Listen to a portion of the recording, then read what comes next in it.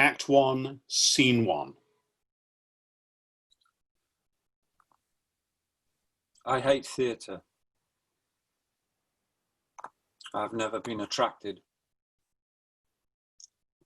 It's a load of crap and bullshit. You see it? What good is it? What is it? Entertainment? Full-grown adults monkeying around, showing their bare asses, laughing at something. Oh! I mean, what smart person is going to act like that?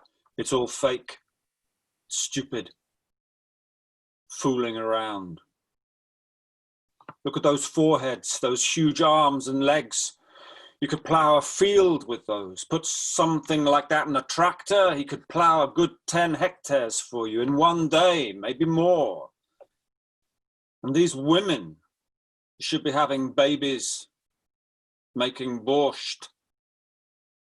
The state will support you, that's being useful, but what good comes from some painted up guy wriggling his arse on a stage? They're all vermin. What can I say? Vermin, scum of the earth, traitors. They feed out of my hand, then bite the hand that feeds them. I fed them all with my left tit, and traitors. That's why there are no theatres in villages. Villagers wouldn't put up with that crap. Peasants, they're of the earth. They're pure. Can't fool them. And villages don't have picture galleries either, because look how pretty it is out of the window. Don't need pictures for that. Anyway, how can you call those things pictures? A kid could do that. Chagall, Schmagall, $30 million, 40. Give him 100. A kid could still do it. We had apple trees out our window, and then a meadow where the Kolkos horses grazed. Now there's a noble animal. I don't even know why, but I've been attracted to horses my whole life. They're quiet and they obey. They work until they drop. Never ask for anything. Well, maybe mares can be a bit feisty, but you just give her a little whack on the head and she'll calm right down. Then put blinders on her and you can run her into fire or water. She's loyal, like a country should be. Work horses, loyal. She'll eat from your hand, won't even lift an eye. Sometimes I even have dreams. Horses would make a good country. We'd find common ground, a few oats, a few whacks, and she'd work for me and love me. Scene 2. You can change everything, literally everything. You just need to want it, and you can change everything for the better. That's my motto and my message. Let's say it's my epistle. Zing, zing, zing, my message to the universe. I love sending messages to the universe because the universe answers. It is so cool. Lena, are you searching for cheerful positivity? Here you are. Lena, here's all the positivity you want. I'm from Grodno. Grodno is like the west of Belarus. It's kind of like Belarusian Europe. There were Poles there before the war. Our city used to be real pretty, but pretty old. Everything was Soviet and falling down. Now, even Poles come and are knocked out by our city. We wanted to do it, and we did. Take manicures, for instance. I used to do pearl. I shied away from bright colours. Then I just went ahead and did it. Red, white, red. A great combination. Red, white, red. Very fashionable. That's our national flag. That was my wedding manicure, by the way. You thought I meant my wedding? No, I'm still single. Accepting offers. Casting. Just kidding. It was my sister's wedding. Maria. It's okay for her. She's already 21. A very formidable lady. I'm so happy for her. Universe! You Lovers! It was planned for August 9th, a Sunday, just a super day. Her guy is really cool. From Ukraine, super tall, an athlete, runs every day, and he's good looking, of course. Ugh, I was kind of jealous. Ukrainians are so hot. Lvov is like my hometown. I love everything about it, the Java and the chocolate. And I'm not even afraid to go into the trendy bars. If only the whole world was like Lvov. For the wedding, I asked to be let off as an observer in the 9th voting precinct. I made a deal with another girl and she replaced me. They didn't let us inside anyway because of coronavirus, they said. No observers allowed. Anybody else, sure, but not observers. So we just peered in from outside. True. They taped paper on the window. It's really funny. All the windows are normal. Just the ones for the voting commission are taped up. It's really stupid. So we just counted the voters. How many went in? If they had white bracelets, that was the sign of change. So far, nothing adds up. We saw 30 people go in there, but they say there were 126. That's just stupid. A mistake. How can you fake things like that? Scene 3. Barté win! Barté are the champions. All the cities know it, every house. All us football hooligans will put fear in you. What are you grinning at, sucker? You want a kick in the arse? Oops, my bad, I overdid that. The match is over. Well played all round. A real bonus for all the good black shirts. See this nose? Busted twice. And this scar here, that's from a Dinamo crowd whacking me with a flagpole. 13 stitches. Blood was everywhere. You should have seen us drink with them after. Bros, you guys are hardcore. I love you all. You got to respect your opponent. You want to fight? Fight, but fight fair. Don't hit kids and leave the girls alone. Don't gang up 2 and 3 on 1. Don't call the cops. And the main thing, if you take one in the kisser, don't bitch about it later. And beyond that, wail away to your heart's content. Not like the mustachio guy. I've got no problems with someone showing off he's strong, but fight fair, arsehole. Your fat face is always smeared all over the TV screen. And you're always making your flunky sing praises in your ear. Let somebody else have a chance. Then toss all the votes on the table. Hear all your faggots and masons. Count how many voted for me. Count them and shut up. I answer for every vote. But no, this rat comes slinking at you under the table.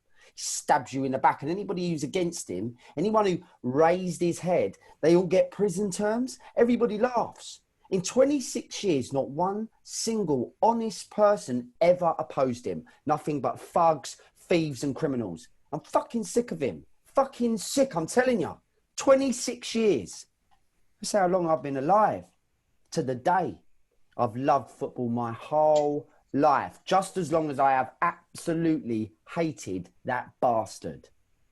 Scene 4. I used to binge play Counter-Strike. Well, maybe not binge.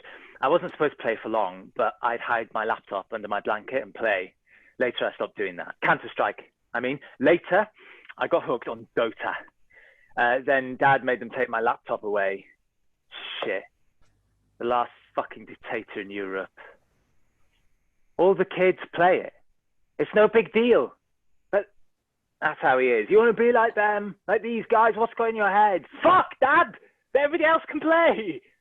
Then he started that same old tune. Young people were the real thing back in the old days. The Young Communist League, the Student Construction Brigades, how they just loved marching lockstep. How they defended villages in Afghanistan. How he milked cows and drank steaming hot fresh milk. I can't stand that milk. It smells like a wet dog and I get instant diarrhea. These stories of his, I can't stand them anymore. About the Soviet Union. I never lived a day there. I'm only 16. There was nothing interesting about it. There wasn't any internet, no smartphones, no tablets. There weren't even any decent movies. They did nothing but milk cows and binge drink vodka. I still play on a computer though. I got a laptop from Vasya that I play on the sly to spite him. Vasya is my only friend. He'll be 32 soon. He can put out a rabbit's eye with a knife at a distance of 10 yards. He's very cool. My bodyguard. Not even Sleepy knows about that. Sleepy is Larissa Nikolaeva. She makes sure I don't quit my schoolwork. She takes me to school and picks me up. She's nasty and she's an informer. She sticks her nose in everywhere. I know she checks my phone and tells Dad everything. I have to show her my homework before I take it to school. She's the one who tells the teachers what grades I get. A fine teacher. Sleepy Larissa. I heard them talking once. Dad says he needs a woman around all the time, like I miss my mother. You need to be his mother in some things, Larissa. How can somebody else be my mother? Sometimes I wonder, do I love him? I mean, I'm his son. It's my duty to love him. My duty. Everyone is bound in duty to him. Scene 5. She's not a great shag. I mean, she tries, she squeals and thrusts, but it's not much. Now, the girls we had in Lugansk, they would suck you dry. I mean, you'd come out soaking wet like out of a bathhouse. I'd have to cool it off with ice. They had lips like bicycle tires, like this. And there was this Masha from Belarus. Now, they were a little more reserved, you know, like you were a little beholden to them, but she was pretty. White teeth, kept herself neat. And you can count on me. Everything is in working order now. There was a time when things were dicey. You know, I'd get it up and then I wouldn't. In training, we had this doctor. He was here already. He said it was nerves. But that was pretty obvious. I mean, 2014 was a nervy year. A whole mix of things. I thought it was done for. 10 years or more eating slop out of an aluminium bowl. For what? For defending the foundations of the state? For anti-fascist activity? But thank God, slipping through their fingers in little groups, our whole crew, to put it elegantly, got the fuck out of there. We had one hot platoon. We were beasts. Lyoka, Mushroom, Greenie, Pepper, Nitsko. Some of them ended up in Kemerova, some in Vladikavkaz. A couple of officers even made it to Moscow. And some of us ended up here, in Soviet Belarusia, Europe. They have casinos here. It's clean. The pay is good. The girls, the place is an ideology. You know just what's good and what's bad. It's black and white, as it should be. It's got its drawbacks. I already said about the girls. No, that was no time to schedule a wedding. August the 9th. I took leave, but my heart felt that there was going to be hell to pay. My guts were churning, and then, fuck it all, I lost my erection. Now, the only other time that happened was in 2014 in Kiev. Everybody then was strutting around, talking tough. Oh, they're on their way out now. The Banderites were done for, washed up. We'll pick them off one by one. Backup's already flying in from Moscow. 10 platoons. Oh, old Putin isn't going to abandon his old friend Yanukovych. But I had a feeling that the hammer was coming down. A different hell to pay. And now, here again, not good. And I still have that fucking wedding night ahead of me. Scene 6. You need lots of fat for good tasty rissoles. Because if you just use red meat, they'll be dry. Here's what I do. I take ground beef and ground pork, and I always add a chunk of pork fat. Let's say a pound or so, or it can be lard. You put all that through the meat grinder, add onion, garlic, and spices, or you can use onion powder. I haven't made them in a long time. Seryoja always loved my rissoles. He could eat 10. That's right, 10 at a time. The kids could too. Sergei. Sometimes he comes home from business trips really angry. He films everything he sees, all the dirt, the confusion, the pain of being with people. As a blogger, people always tell him the straight truth, as it is. And he says to me, how is this possible? This country is filled with lies. Everybody lies and lies and lies. The TV says one thing, but life is completely different. Then I serve him a plate of rissoles to take his mind off things. These days, I often ask myself, I'll sit in front of the mirror and turn off my phone so people don't bother me. Otherwise, the BBC, CNN, ours, and other channels just harass me all the time. I comb my hair. It seems like forever. And I just have one question in my head. What will people do for love? In the past, I would have said anything. Now, I don't think so. Not just anything. Would you die? Sometimes that might be the easiest thing to do. You die and you're gone. No more choices. The sacrifice is made. You gave your life, fulfilled your mission. But what if you want to live? But live for who? For him? For yourself? For your country? The kids often ask when Dad will be let out. Mum, you're president now. Why don't you let him out? What am I supposed to answer? I'm president, and I have nothing. I'm in control of nothing, myself included. Scene 7. I have 37 years of service. 37 years! I have 5 certified awards from the Department of Education with gold seals, signed by 4 different ministers. One even sent my nomination for Teacher of the Year to the President. But something got hung up. It's all right, I don't lose faith, because I know the President is thinking about us. Always. The President remembers all of us, the teachers, the milkmaids, the pensioners, everybody. Can you imagine the head he must have to remember everyone like that? What a head. Whenever I think about his head, I grab my own head in my hands. I tell my students, why do you all hang out in these gadgets and Minecrafts of yours? That man is always thinking. He's always solving some problem. Nothing gets past him, so all you ingrates can live a better life.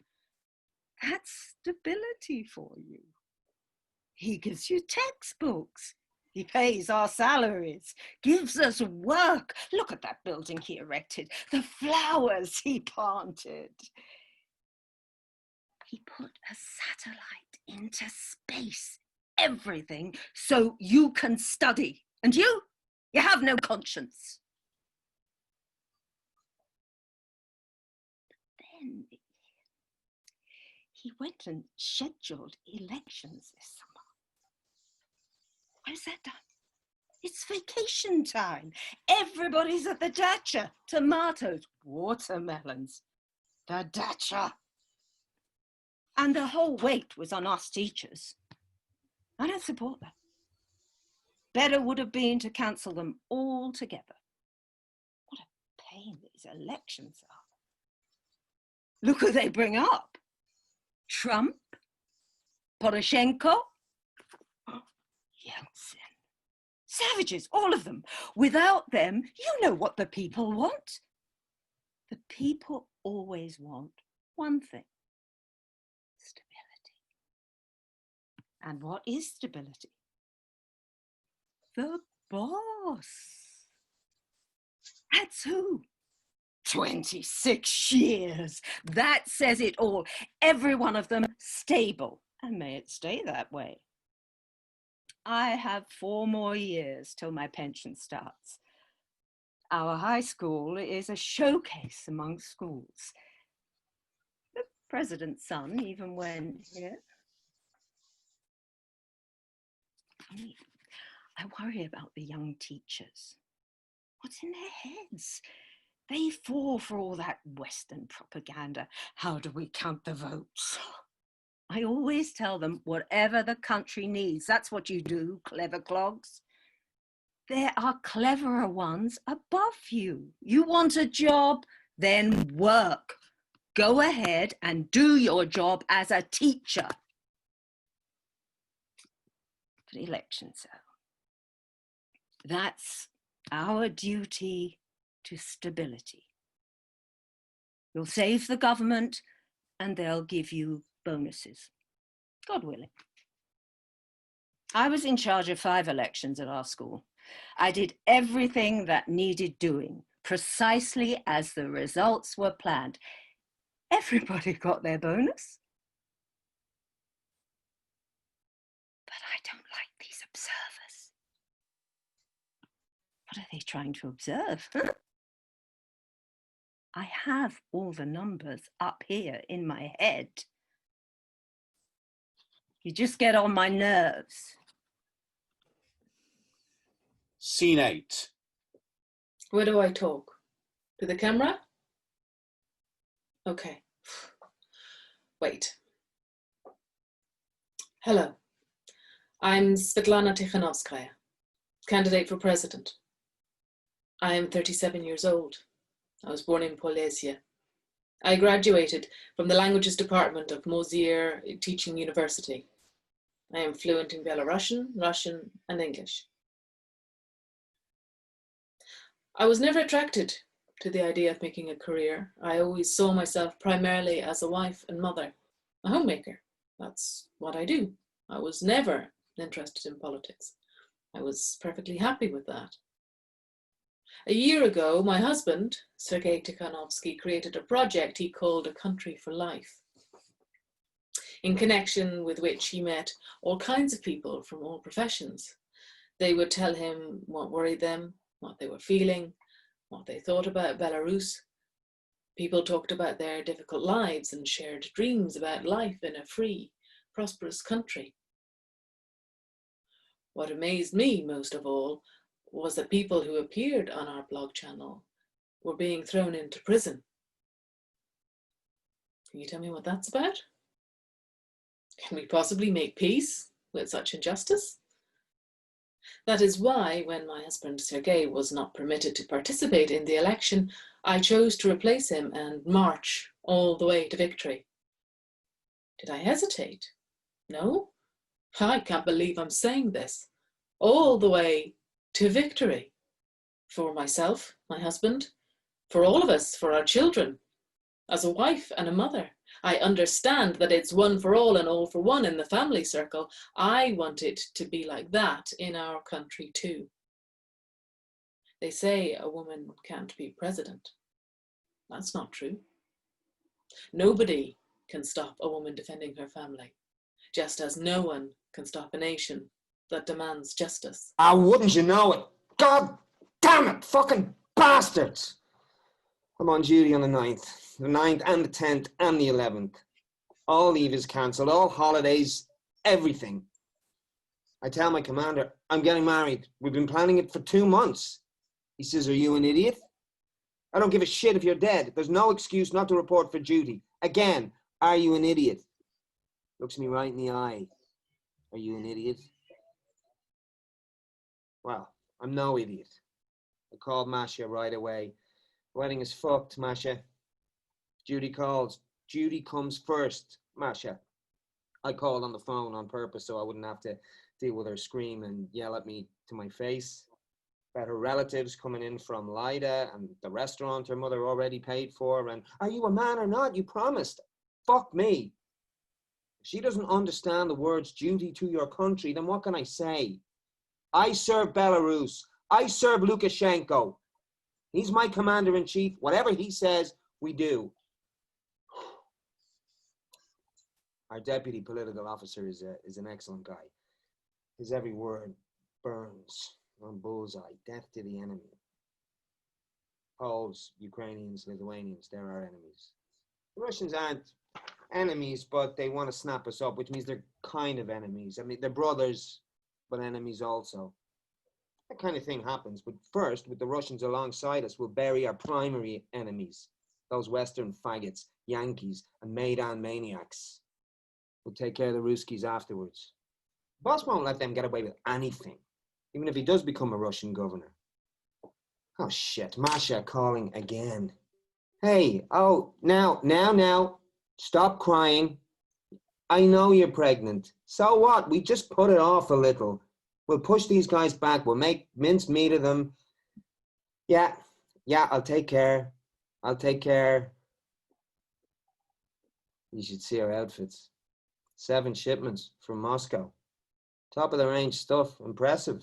You know, if it weren't for the damned heat, you're in body armor, a helmet, a face mask, and shin guards too. How about that? Day or two of that, we'll clean out this country. Yeah. Daddy! Dad, what happened to the internet? I'm doing an interview.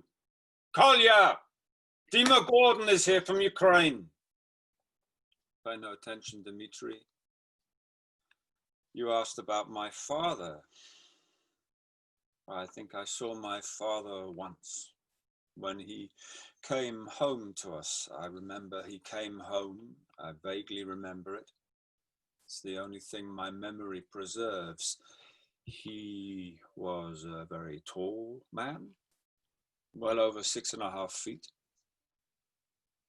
The police put me on a warning when I was in primary school. We had this gang of school kids used to turn over benches. But you don't care about that.